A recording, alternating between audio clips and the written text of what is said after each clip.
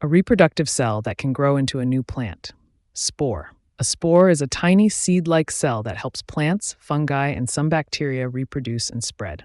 Imagine you have a single key that can open an entire house filled with different rooms, each with unique purposes and functions. Just like this key, a spore is a tiny, seemingly simple structure that has the potential to grow into an entire new plant with all its complex parts. The connection here is that both the key and the spore hold the power to unlock and initiate a much larger, more complex system from a singular, compact form.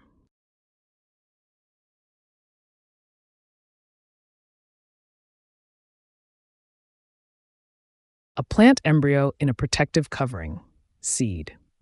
A seed is a tiny package that contains a baby plant and enough nutrients to help it start growing. Imagine you're trying to protect your phone from getting damaged. Just like a phone case shields your device from scratches and falls, a seed's protective covering shields the plant embryo inside from harsh environmental conditions. The phone represents the plant embryo. The case acts as the seed's protective coat, and together, they ensure the core component is safe and ready for future use or growth.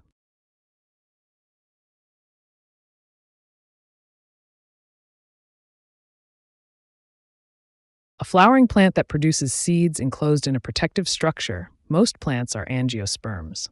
Angiosperm. Angiosperms are plants with flowers that develop seeds inside a fruit. Imagine trying to keep your phone safe from scratches and damage by using a protective case. Just like a phone case shields your device, angiosperms protect their seeds by enclosing them within a structure like a fruit.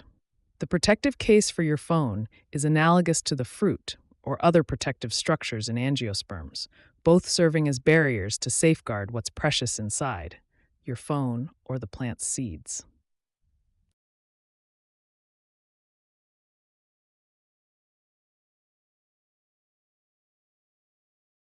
A plant that bears seeds in cones instead of fruit. Gymnosperm. It is a type of plant that reproduces through seeds that are not enclosed in fruits, such as conifers. Imagine you're trying to organize your closet, but instead of using boxes or bins, you decide to hang everything on hooks for easy access. Just like this unconventional method of organizing your items, gymnosperms have a unique way of managing their seeds by storing them in cones instead of the typical fruit casing. The connection here is that while most plants use fruits like boxes to protect and disperse their seeds, gymnosperms opt for cones, much like choosing hooks over bins to keep things orderly and accessible.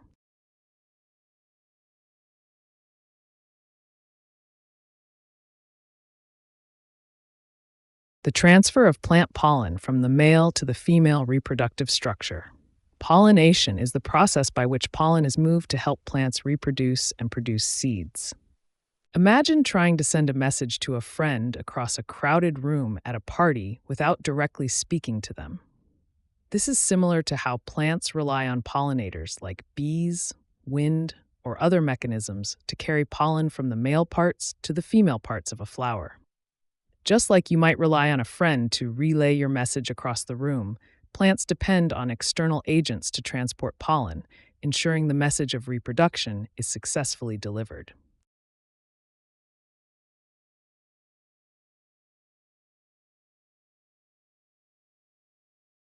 Plant tissue that moves water and nutrients up from the roots. Xylem. Xylem is like a set of tubes in plants that carry water and nutrients from the roots to the rest of the plant. Imagine trying to get a refreshing drink from the fridge on a hot day, but the fridge is located in the basement. Just like you need a way to transport the drink from the basement fridge to quench your thirst upstairs, plants use xylem to move water and nutrients from their roots to the rest of the plant. In this analogy, the basement fridge is like the plant's roots storing water and nutrients. The act of carrying the drink upstairs is similar to the function of xylem, and your thirst represents the plant's need for sustenance throughout its structure.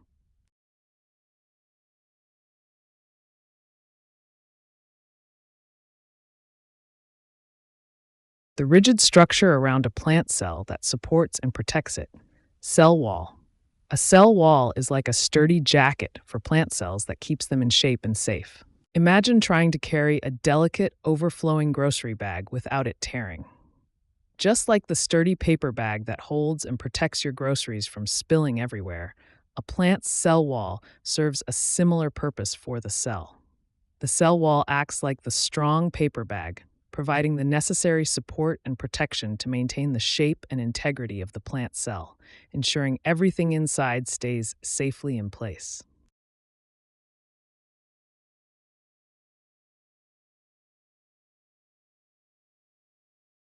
The plant organelle that uses light energy to make food. Chloroplast. Chloroplasts are parts of plant cells where photosynthesis happens, turning sunlight into food. Imagine trying to charge your phone when you're out and about, but you can't find an outlet anywhere. This situation is similar to how plants need to convert sunlight into energy when there's no ready-made food around. Just like you rely on a solar power bank to harness sunlight and charge your device, chloroplasts in plant cells capture light energy to produce food in the form of glucose. In this analogy, your phone is like the plant needing energy. The solar power bank is the chloroplast, and the sunlight is the energy source both rely on to keep functioning.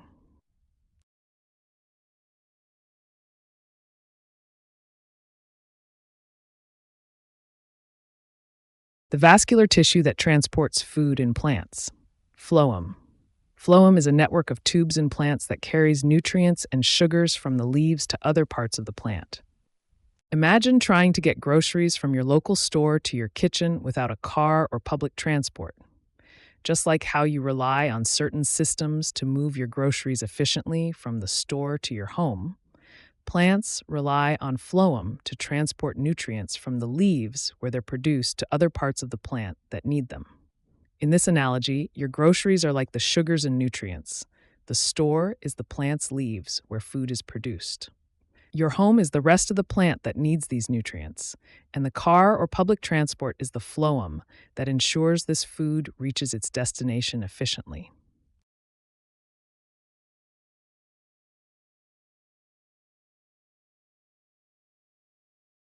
The plant cell layer that makes new phloem and xylem cells. Cambium.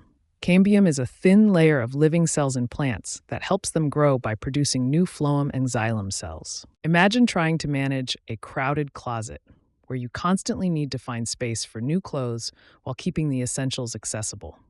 Just like this closet management, the cambium in plants is responsible for organizing new layers of phloem and xylem cells, ensuring that the plant continues to grow and function effectively.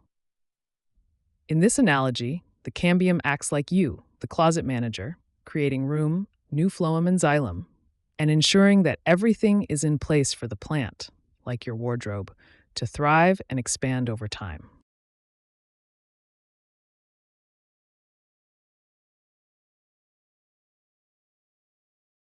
The process by which plants use sunlight, carbon dioxide, and water to make food. Photosynthesis.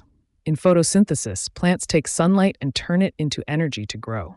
Imagine you're trying to cook dinner, but you only have raw ingredients and no recipe. Just like how you need to gather and transform these ingredients into a meal using a recipe, plants gather sunlight, carbon dioxide, and water to create their own food through photosynthesis. In this analogy, the raw ingredients are like the sunlight, carbon dioxide, and water, while the recipe that guides the transformation into a delicious meal is akin to the process of photosynthesis itself.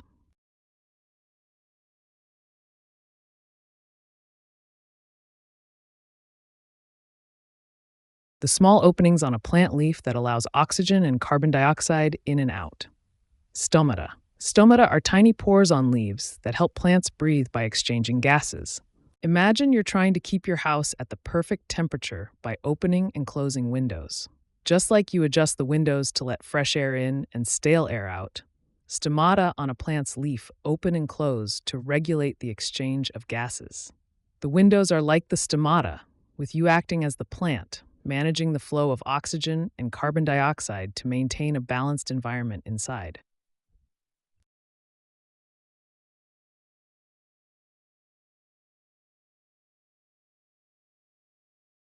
The green pigment in plants that uses light energy for photosynthesis. Chlorophyll. Chlorophyll is a substance in plants that helps them make food using sunlight. Imagine trying to charge your phone with a charger that only works in direct sunlight. Just like your phone depends on the solar charger to convert sunlight into usable energy, plants rely on chlorophyll to transform sunlight into energy through photosynthesis. In this analogy, the phone is like the plant. The sunlight is the same for both scenarios, and the solar charger represents chlorophyll, converting light into energy for essential functions.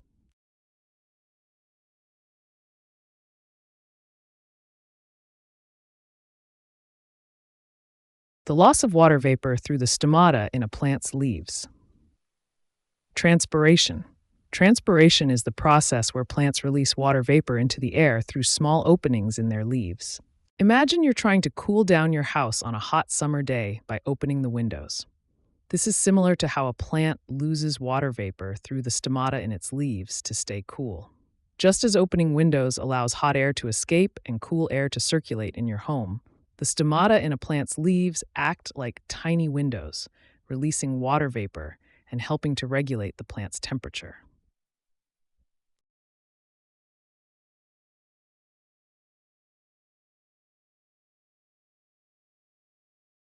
A plant with specialized tissue to move water and food. Vascular plant. A vascular plant is a type of plant that uses tube-like structures to transport water and nutrients throughout its body. Imagine trying to deliver food and drinks to different rooms in a large house during a party. Just like you need hallways and corridors to efficiently move refreshments from the kitchen to various guests, a vascular plant has specialized tissues, known as xylem and phloem, to transport water and nutrients throughout its structure. In this analogy, the hallways and corridors represent the plant's vascular system. The kitchen is akin to the roots, where resources are gathered, and the guests in different rooms correspond to the leaves and other plant parts that require sustenance.